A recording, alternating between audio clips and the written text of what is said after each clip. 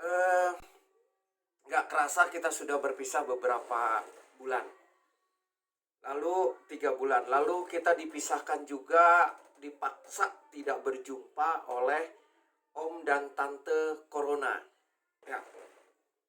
Lalu memang mungkin ada sedikit kerinduan di antara kita. Kita mau berjumpa, kita mau kumpul-kumpul juga nggak bisa.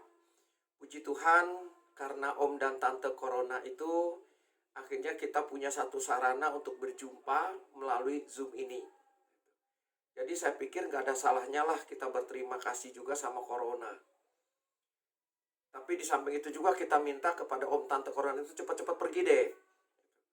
Jangan lama-lama lah di sini ya, jangan lama-lama. Biarpun kita berterima kasih, tapi jangan lama-lama lah di sini. Menyusahkan banyak orang. Oke. Kalau kita lihat temanya hari ini, Tuhan, saya lelah. Kok kesannya apa ya? Putus asa banget gitu. Menyerah banget gitu ya, putus asa banget. Tapi jujur itu yang banyak terjadi. Itu yang banyak terjadi, orang-orang yang melayani Tuhan, orang-orang yang berkecimpung di dalam pelayanan, satu ketika dia akan berkata, Tuhan, saya capek. Tuhan, saya lelah. Satu ketika pasti mengalami itu. Saya pribadi mengalami. Mungkin kalau Bapak Ibu teman-teman semua ingat waktu kita masuk sesi cium salib. Nah, di situ saya bercerita di awal itu saya bercerita bagaimana saya juga mau mundur dari pelayanan. Kenapa? Karena saya lelah, jujur saya lelah gitu kan. Saya lelah, saya capek gitu. Nah, tapi puji Tuhan keinginan untuk mundur itu tidak terjadi. Kenapa? Saya ingat HP. Ya, sekarang ini ingat HP. HP yang baru diisi, baterainya masih full, wah luar biasa. Tapi satu ketika baterai HP itu pasti turun dia. Kalau sudah turun perlu dicas, gitu kan, supaya naik lagi jadi 100%. Saya pikir begitu juga dengan kita juga perlu dicas, gitu kan. Saya Bapak Ibu Saudara terkasih sering dicas juga, gitu kan. Saya sering sekarang ini ngikuti PD online, saya banyak ngikuti di sana sini. Lalu saya juga baca-baca buku. Kalau Bapak Ibu lihat background saya itu buku semua, meskipun banyak yang masih dibungkus plastik karena nggak dibaca. Gitu ya. Gitu. Tapi memang kita perlu dicas gitu ya. Lalu kalau umpamanya ada kesempatan seperti ini, ada kesempatan saya untuk berbicara seperti ini, entah dalam alumni camp, entah dalam bentuk persekutuan doa, mau tidak mau saya mencari bahan. Mau tidak mau saya baca buku. Disitulah saya mencas diri sendiri. Bapak Ibu sekalian teman-teman, ada nggak di antara kita selama pelayanan ini, misalnya saat ini sekarang ini gitu ya, merasa nggak lelah? Ada nggak yang merasa, waduh aku lelah?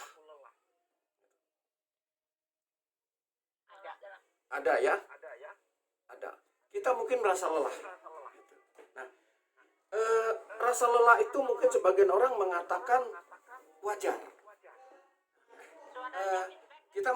Kita mungkin merasa lelah gitu ya. Saya waktu itu pernah berpikir, kenapa sih kita lelah? Kadang-kadang orang merasa lelah di dalam pelayanan. Mungkin nggak semua ya, mungkin yang saya katakan ini tidak sesuai dengan yang Bapak Ibu semua alami, tapi ada yang terjadi seperti ini. Kenapa? Karena kita berdagang sama Tuhan. Karena kita berdagang dalam arti begini. Kadang-kadang kita bertanya, Tuhan, aku kan sudah melakukan semuanya untukmu. Aku sudah melakukan ini, aku sudah melakukan itu. Tapi kok yang aku alami seperti ini? Tidak sesuai. Itu kenapa? Karena kita berdagang. Sama Tuhan dagang. Tuhan, aku sudah beri ini loh. Apa yang aku terima? Kok nggak sesuai? Aku sudah pelayanan, bangun tidur ke gereja, udah segala macam, semua pelayanan kita jalanin. Tapi kok masalah saya nggak pernah hilang? Malah masalah saya bertambah lagi, bertambah lagi. Akhirnya apa? Aduh Tuhan, kalau begini untuk apa aku melayani? Karena kita berdagang yang pertama, akhirnya kita lelah. Yang kedua apa? Kadang-kadang kita membandingkan dengan orang lain. Kita lelah sendiri. Saya yang sudah pelayanan, ambil contoh ya Bapak Ibu ya. Saya misalnya pelayanan, ini karena corona saya banyak di rumah. Sebelum corona, saya banyak keluar pulau justru. Saya keluar ke sana ke sini. Saya dari Papua sampai ke Jambi, udah Kalimantan itu semua udah pernah saya datangi semua. Gitu kan. Saya pelayanan siang malam begitu. Nah, kalau saya banding-bandingkan dengan orang lain, kok hidup saya begini-begini aja misalnya. Persoalan saya begini. Tapi orang lain yang tidak pelayanan, ke gereja aja hanya ke gereja napas misalnya gitu ya. Tidak pernah aktif di mana-mana, tapi kok hidupnya nyaman. Saya yang pelayanan luar biasa, kok banyak masalah misalnya. Membanding-kebandingkan, akhirnya apa? Saya lelah di dalam pelayanan. Kalau begitu buat apa saya pelayanan? Kan lebih baik tidak pelayanan. Ada lagi yang berikut, kenapa? Karena dia kecewa. Kecewanya apa? Ini yang saya alami dulu. Waktu saya bawakan materi tentang mencium salib, saya mau keluar dari pelayanan karena apa? Karena saya kecewa. Kecewanya apa? Saya menyampaikan firman Tuhan. Saya kepengen orang-orang itu mengalami perubahan. Tapi toh tidak berubah. Akhirnya apa? Saya kecewa. Kekecewaan itu yang membuat saya mau mundur. Tapi Tuhan punya rencana, saya tidak boleh mundur. Makanya saya dipertemukan dengan orang yang membawakan sesi yang model cium salib itu. Akhirnya saya berubah, kecewa gitu ya. Lalu apalagi ada gangguan-gangguan si jahat. Nah ini dia. Gangguan dari kuasa gelap, gangguan dari si jahat yang selalu menembak pikiran kita. Jangan salah Bapak Ibu Saudara kasih, si jahat atau iblis atau setan dan sebagainya itu mempengaruhi kita lewat pikiran. Pikiran kita yang dipengaruhi. Ya. Contoh yang tadi, membandingkan dengan orang lain. Mungkin kita tidak punya niat ke sana. Tapi ditembak oleh si jahat itu, dia suruh kita membandingkan. Ngapain lo capek-capek pelayanan? Hasil gak ada. Tuh lihat orang tuh yang gak pelayanan. Hasilnya luar biasa. Nah itu kan ditembak. Gitu kan. Akhirnya kita terbawa ke sana. Dan satu hal lagi yang mau saya sampaikan kepada Bapak Ibu, kenapa kadang-kadang kita lelah di dalam pelayanan. Ya. Salah satunya apa? Kita kurang bersyukur. Apapun yang kita alami, bagaimanapun situasi yang menimpa kita, sudah selayak dan sepatutnya lah kita selalu bersyukur. Karena itu yang Tuhan minta. Selalu bersyukur. Saya saat ini tidak bisa pelayanan kemana-mana, hanya diam di rumah. Baru akhir-akhir ini aja Bapak Ibu sekasih, PD memulai dengan Zoom. Berbagai macam kegiatan-kegiatan Zoom. Jadi saya mulai lagi ada kegiatan untuk khotbah.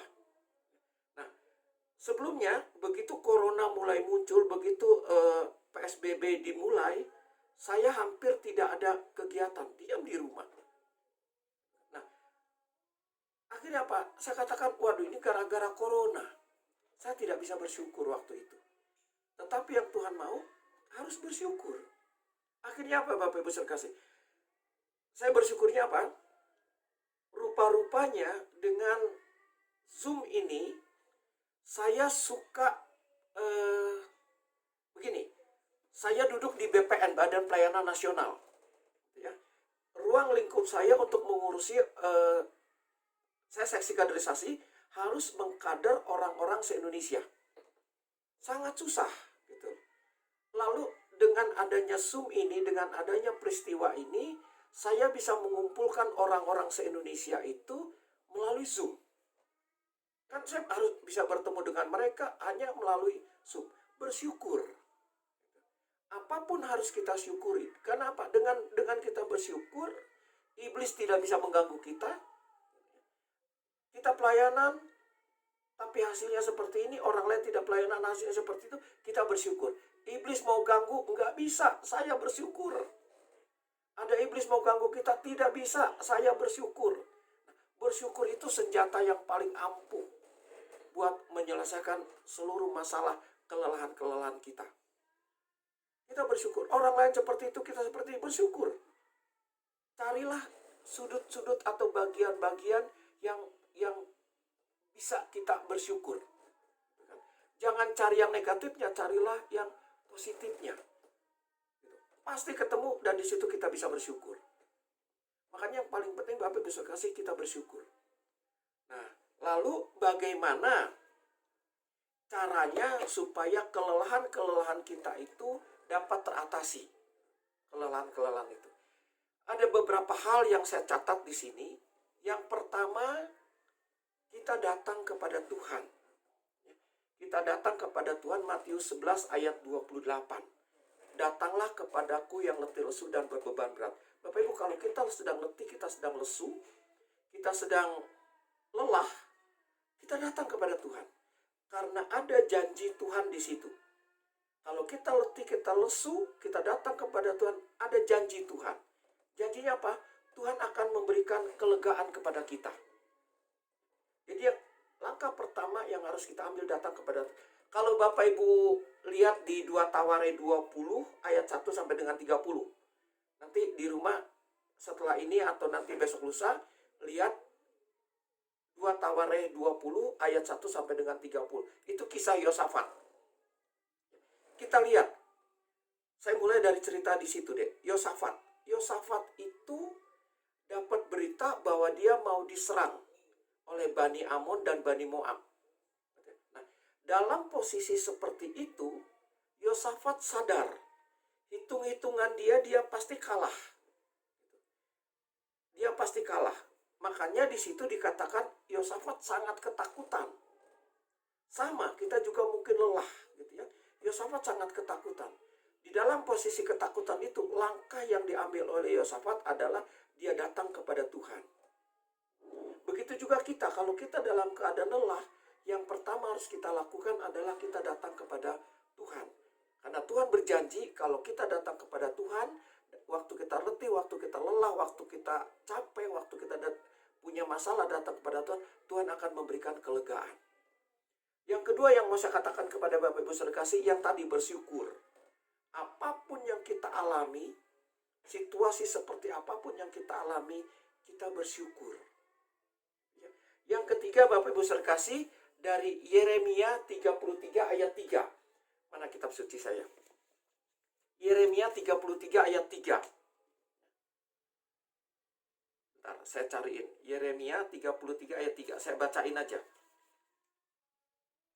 Yeremia 33 ayat 3. Ini bagus sekali. Ayat 3. Berserulah kepadaku. Firman Tuhan berkata seperti itu. Pada saat kita lelah, jangan katakan Tuhan aku lelah, tapi berseru kepada Tuhan. Berserulah kepadaku, maka aku akan menjawab engkau. Bapak Ibu, pada saat kita lelah, kita berseru kepada Tuhan. Ini juga janji Tuhan. Janji Tuhan apa? Berseru. Berseru kepada Tuhan, Tuhan akan memberikan jawaban. Maka aku akan menjawab engkau dan akan memberitahukan kepadamu hal-hal yang besar. Artinya apa? Tuhan akan memberitahukan kepada kita hal-hal yang besar dan yang tidak terpahami, yaitu hal-hal yang tidak kau ketahui. Bapak Ibu Saudara kasih, pada saat kita lelah, pada saat kita letih, kita nggak tahu mungkin jalan keluar apa yang harus kita tempuh. Kalau kita berseru kepada Tuhan, Tuhan berjanji, Tuhan akan menjawab kita dan Tuhan akan memberitahukan kepada kita jalan keluarnya. Yang itu. Lalu apa? Saya kembali kepada Bapak Ibu ke Yosafat. Yosafat pada saat mau diserang di 2 Taware 20 tadi, 2 Taware 20, Yosafat pada saat mau diserang, yang pertama dia datang kepada Tuhan. Lalu apa yang dia lakukan? Yang dia lakukan adalah 1-30, saya bacakan yang ayat 22-nya. Ayat 22-nya, ya, 1-30. Di ayat 22-nya berbunyi seperti ini. Ketika mereka mulai bersorak-sorai dan menyanyikan nyanyian pujian, dibuat Tuhanlah penghadangan terhadap Bani Amon dan Bani Moab. Bani Amon dan Bani Moab itu masalah, itu persoalan buat Yosafat karena mau menyerang. Persoalan. Pada saat Yosafat menaikkan pujian, penyembahan, dibuat Tuhan penghadangan terhadap masalah Yosafat. Nah, kalau kita lagi letih, kita lagi lesu, kita datang kepada Tuhan, kita bersyukur, kita berseru, datang kepada Tuhan itu kita letakkan beban kita kepada Tuhan ya. Kita meletakkan kepada Tuhan. Kita bersyukur, kita berseru kepada Tuhan, dan kita naikkan pujian. Penyembahan. Nyanyi aja Bapak Ibu Saudara kasih. Saya orang yang gak bisa nyanyi. Di depan orang saya nggak pernah nyanyi. Tapi di rumah saya bisa nyanyi. Meskipun suara saya paling fals di antara orang-orang yang fals. Coba parah banget kan itu. Kalau fals di antara yang bagus masih lumayan. Ini fals di antara orang-orang yang fals. Kan fals banget. Bagi Tuhan nggak masalah. Saya nyanyi. Naikkan pujian. Kenapa? Karena pada saat kita menaikkan pujian, pada saat kita bernyanyi, dibuat Tuhan penghadangan terhadap masalah kita. Tuhan akan kasih jalan keluar terhadap masalah kita. Lanjutnya apa? Dan orang-orang dari pegunungan Seir yang hendak menyerang Yehuda. Masalah yang mau datang kepada kita, iblis yang mau mempengaruhi kita, dihadang oleh Tuhan. Bapak Ibu sekalian, jangan bayangkan saya nggak pernah diserang oleh kuasa-kuasa gelap. Sering dipengaruhi. Tapi kebanyakan hal ini yang saya lakukan. Setiap ada masalah saya datang kepada Tuhan, saya selalu bersyukur, saya berseru kepada Tuhan, lalu saya naikkan pujian. Kalau malam saya naikkan pujian.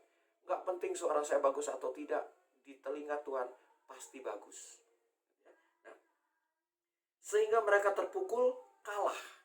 Persoalan yang datang kepada kita, iblis yang mau mempengaruhi kita, pada saat kita menaikkan pujian, dipukul oleh Tuhan, dihadang oleh Tuhan, pasti kalah. Kita lihat, kita juga mau belajar dari Silas dan Paulus. Bagaimana Silas dan Paulus itu, kalau nggak salah, saya lupa, di Kisah Para Rasul 16 kalau nggak salah. Nanti cari di Kisah Para Rasul itu ya adanya. Nah, bagaimana Silas dan Paulus di dalam penjara. Dia di penjara. Kalau Bapak Ibu baca, dia di penjaranya itu diposisikan di tengah, tangan dan kaki diikat. Artinya masalah Silas dan Paulus apa? Dia tidak bisa melarikan diri. Karena dia diikat. Nggak ada peluang untuk keluar. Nggak ada peluang untuk bebas. Tapi lihat, Silas dan Paulus menaikkan puji-pujian. Begitu dia menaikkan puji-pujian, di situ dikatakan pintu-pintu penjara bergerak semua, dan akhirnya dia bisa keluar, bebas, terbuka semua. Oleh karena itu Bapak Ibu sekasih, saya hanya mengajak, mari kita kalau saat ini sedang lelah, sedang letih, sedang lesu, yang pertama kita datang kepada Tuhan. Yang kedua, kita bersyukur apapun yang sedang kita alami. Bersyukur aja. Sakit pun kita bersyukur. Saat ini harus diam di rumah, jenuh, bersyukur. Apapun kita bersyukur. Lalu yang berikutnya, kita berseru kepada Tuhan. Kita katakan kepada Tuhan, Tuhan aku punya masalah begini-begini. Kita berseru kepada Tuhan. Dan yang terakhir, kita naikkan pujian kepada Tuhan. Saya Bapak Ibu terkasih orang yang gak bisa nyanyi. Di rumah kalau malam saya pujian, nyanyi. Antara bait 1 dengan bait 2 nggak nyambung. Bait 1-nya lagu apa, atau muncul lagu, bait refnya itu, bait keduanya itu nggak tahu lagu dari mana, masuk aja ke situ gitu. Jadi nggak nyambung sama sekali. Yang penting saya pujian. Dari hati saya pujian. Bebas, buat Tuhan itu bebas. Setelah itu saya baru pikir, kadang-kadang iramanya pun saya ngatur sendiri. Karena saya nyanyi lagu ini gak bisa, udah saya nyanyi sendiri aja. Saya karang sendiri iramanya. Atau buat Tuhan tetap indah, tetap merdu, karena yang Tuhan lihat adalah hati. Ya. Nah, yang terakhir Bapak Ibu saudara kasih, tadi di awal udah saya katakan seperti HP, baterainya kadang-kadang dia bisa low. Kalau semakin sering dipakai, baterainya semakin cepat untuk low. Nah, bagaimana supaya dia kencang lagi? Harus dicas. Memang ada harga yang harus dibayar. Harga yang harus dibayar itu tidak harus dalam bentuk rupiah. Mungkin ada pengorbanan yang harus kita bayar. Nah, saya ingat waktu saya nonton film Tai Chi Master, Jet Li pemainnya. Saya ingat itu nggak pernah saya lupakan.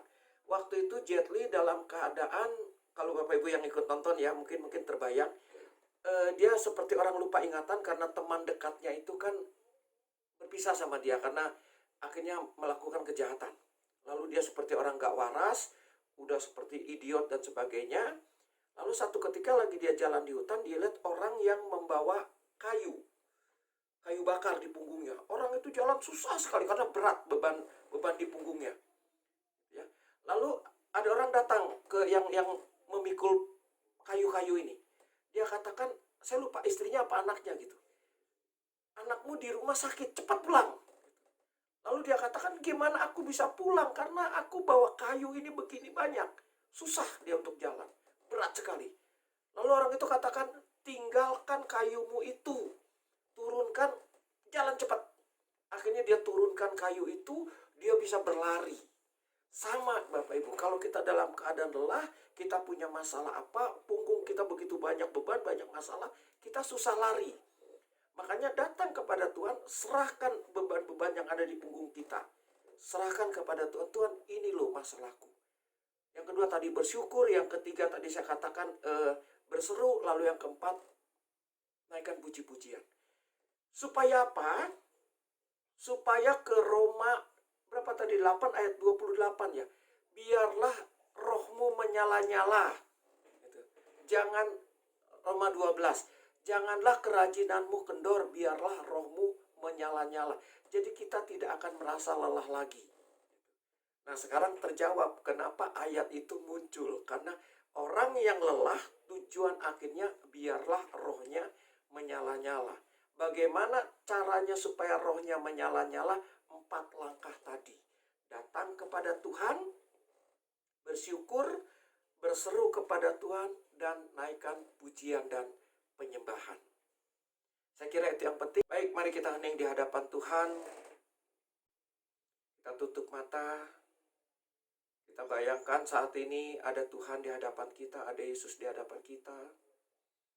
Lihat dengan mata rohani kita bahwa dia datang, Yesus datang, dia membuka tangannya. Dia mau memeluk kita, Bapak Ibu saudara kasih.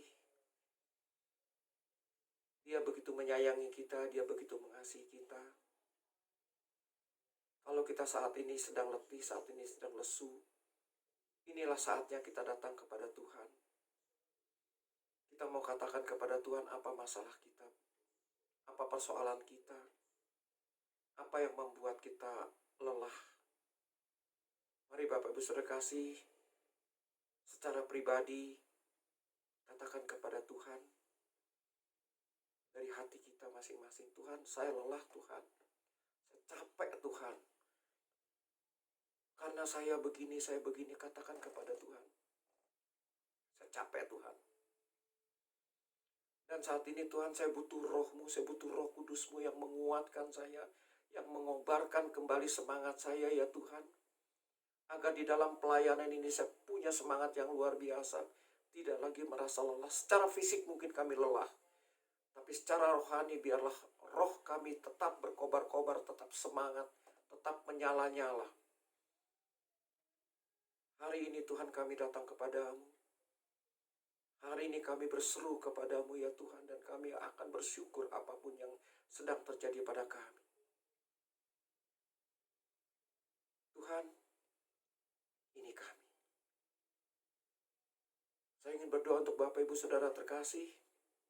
Letakkan tangan kanan kita di dada kita.